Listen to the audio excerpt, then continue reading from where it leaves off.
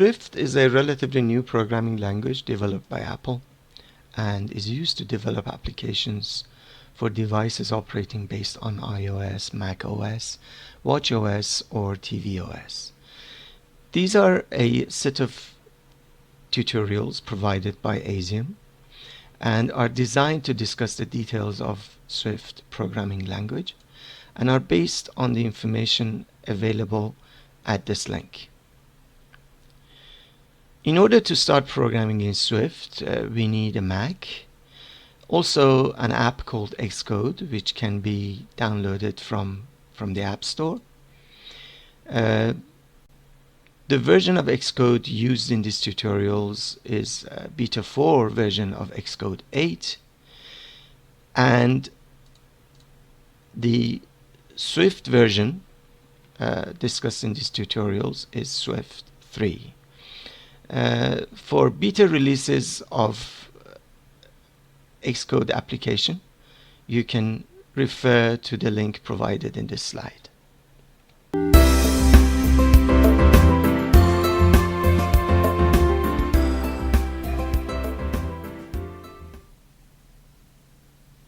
Okay, to start, let's have a look at some of the basic concepts in Swift.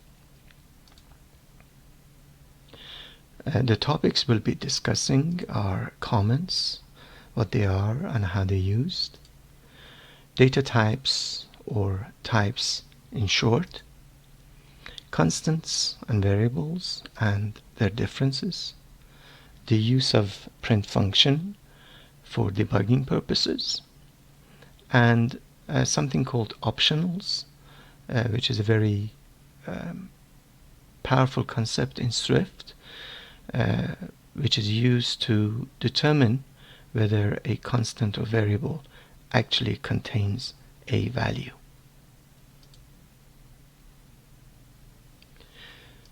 Swift, like any other programming language, uses comments for clarification and for adding readability to the code. There are two ways in Swift to introduce comments. One is by means of double slash at the beginning of a comment line, and this is where a comment is confined on a single line. If the comment spans over one line, in other words more than one line, we can start it with a forward slash and an asterisk at the beginning of the comment, and we can end the comment with an asterisk followed by a forward slash. An alternative to the second case would be where we start every line of comment by a double slash. Here are some examples of the way comments are used. In the first case here we can see a comment which spans over two lines, and we're using the forward slash asterisk arrangement to limit the boundaries of our comment. The second case is when we have a comment which is just on a single line, so we use the double slash possibility. And the third example here is just showing an alternative to the first case, where we can start each line of our comment with a double slash. In a few moments I'm going to open Xcode and show some of these comment examples in Xcode to see how it actually works in a real coding environment. Open the new playground in Xcode, and in order to show the ways that we can add comments, I just cut and paste some code here. The nature of it is of no importance. So for instance, if you want to add a single line of comment, we use the double slash, and this would be the way to do it. We could have multiple lines of comments using the double slash arrangement. like so. Or you could even use the /* possibility, like so. Now we have two lines of comments. So we use the / at the beginning and * at the end to show the limits of the multiple line comments. We could also add comments in front of the existing line of code, like so. Or if necessary, we could comment out a line of code like this. Or if you want to comment out a number of lines of code, in other words, to take the code out of the program that we've written, we could use this arrangement. And so now the Swift understands that what falls between this / and * will be a comment and not part of the code.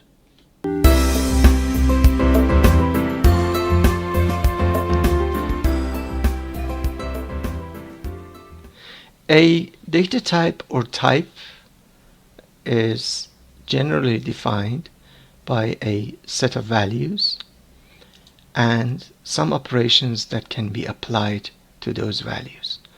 Swift has three main groups of data types, namely fundamental types, collection types, and advanced types. Integers, floats, strings, booleans, and doubles are examples of fundamental types, whereas arrays, sets, and dictionaries are examples of collection types. Tuples and optionals are examples of advanced types. We will be talking about these different types in future tutorials. But one thing to notice here at this point is that in Swift, the names of data types always start with a capital letter. So this is a convention that we should follow if we decide to define our own data types in the future. Now that we have seen what data types are, let's have a look at constants and variables. A constant is a parameter whose value remains the same throughout the program and it does not change. To declare a constant, we use the keyword let in Swift. For instance, if you want to declare a constant by the name of value of pi, which is of type double, this is an example that we can follow for the declaration purposes. So let, which is the keyword, name of the constant, colon, followed by the name of the data type.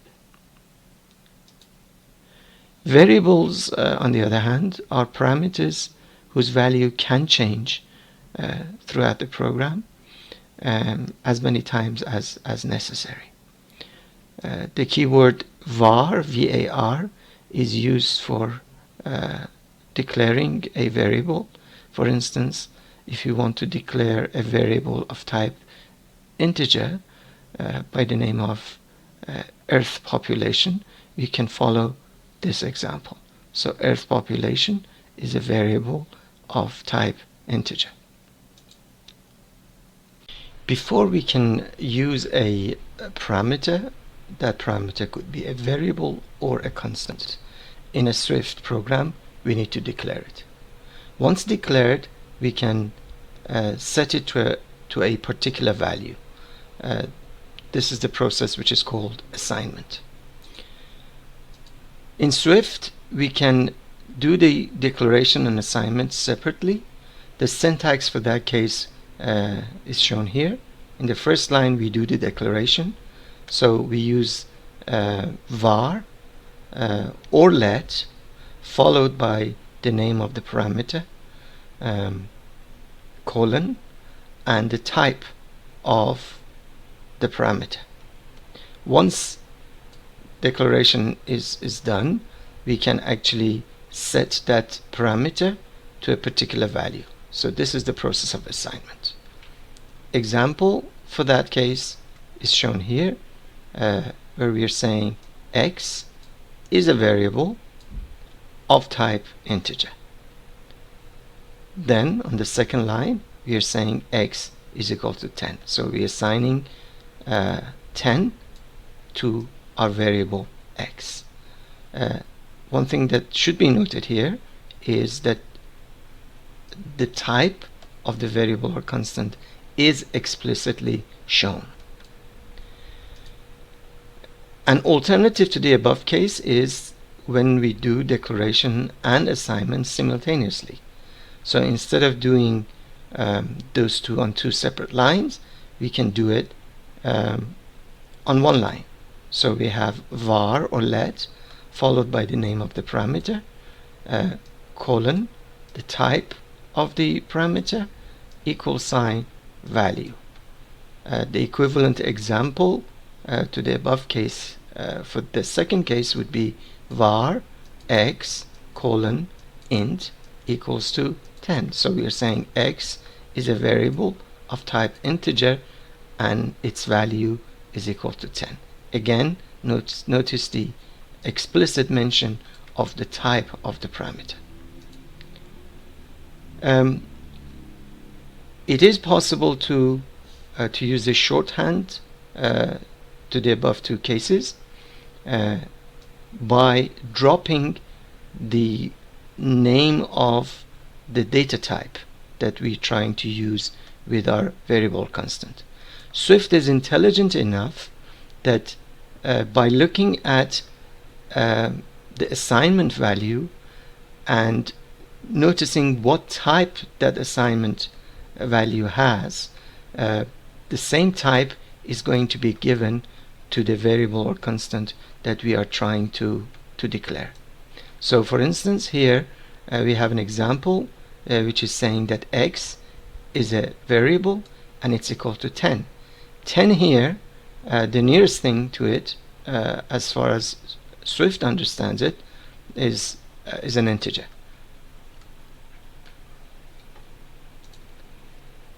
And that sort of automatically sets the type of variable x to be the same as the type of value 10. In other words, x would be understood to be an integer. So in the previous two cases, the type of our parameter was explicitly mentioned. Here the type is inferred by the type of the value that we're using in the assignment process.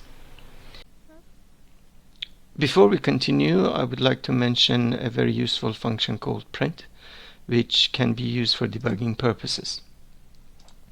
Print in Swift can be used to print any message on the screen, including constants or variables that we have created in our program. Two very simple examples showing how print can be used are included here. So in the first case we have the familiar hello world message where we are printing this short message within double quotes, and the double quotes itself is included within parentheses. If within our printed message we also wish to include some values of constants and variables, the way to do it is using backslash followed by parentheses, and within the parentheses we put the name of our variable or constant. are constant. In this particular example, we are printing the values of x and y, which are the variable and constant that we declared previously. So the outcome of the print function would be this full sentence, and as we can see, x and y here are replaced by the actual values of x and y extracted from the two lines above. This concludes the first part of our discussion of Swift's basic concepts. In the second part, we will be discussing more of the basic concepts of Swift, including fixed point and floating point types.